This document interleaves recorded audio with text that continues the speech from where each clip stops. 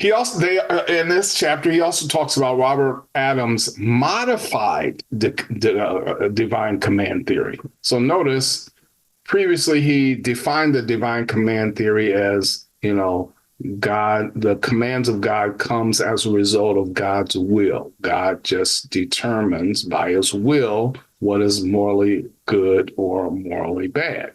Well, what Robert Adams does in this modified demand theory, he argues that ethics is not grounded in God's commands per se, right?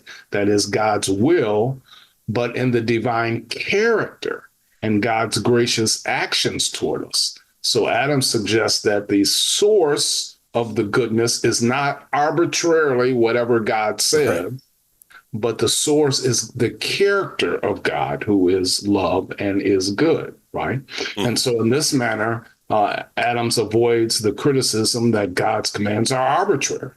And a loving God obviously would not command us to act cruelly, for instance, right? And so if the source is in God's character, then you have a ground for it that's, is more foundational than just an arbitrary will, one might suggest. In fact, the notion of God just, his commands are based on his will is really closer to Islam than right, Judeo-Christian belief, right? And so what Adams does is he pulls us back to a Judeo-Christian foundation for the divine command theory. And it's the character of God, not the will of God, that's the foundation of it. Mm-hmm. Since moral law then is the natural implication of an eternally loving God, we avoid the criticism that an external standard of goodness limits God's freedom. Moral goodness is God's nature and not something external to God. And so, God's sovereignty then remains intact, but its definition focuses more on love than freedom or coercive power. Mm-hmm. Right. Right, because will can always change as well. The Muslim God can always say, "Listen, I'm even higher than the words I've given to you," and so I've changed everything from the Shahada to saying the Macarena if I want to. So it's just an expression of my will. There's nothing that you can do about it, and so this regrounds it, but grounds it in a better way. And this is an kind of an interesting fork because when someone kind of gives you a dilemma, sometimes we get trapped in that mindset of I have to look at these two answers that are given to me when we can say, well, maybe it's not a dilemma actually, and that's what it's a false dilemma. Exactly.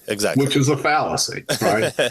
If you're only given two answers, but there's more than two answers, then the dilemma is a false dilemma. Right. And so that's what Adams does here. Adams says, hey, wait a minute, there's a third position, right? It's not God's will that makes it arbitrary, nor is it goodness independent of God, which makes it superior to God, but it's based on God's character.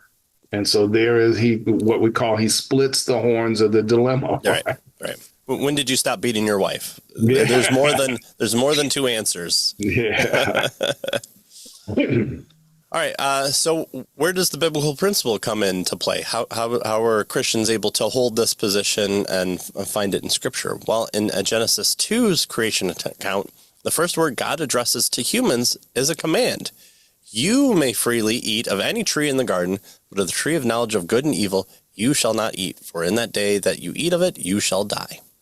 Scripture supplies a plethora of commands that originate from God. I mean, that's kind of what the Pentateuch is known for.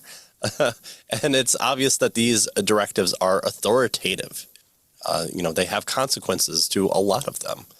Their purpose is to drive out the sin and drive in the people and the good.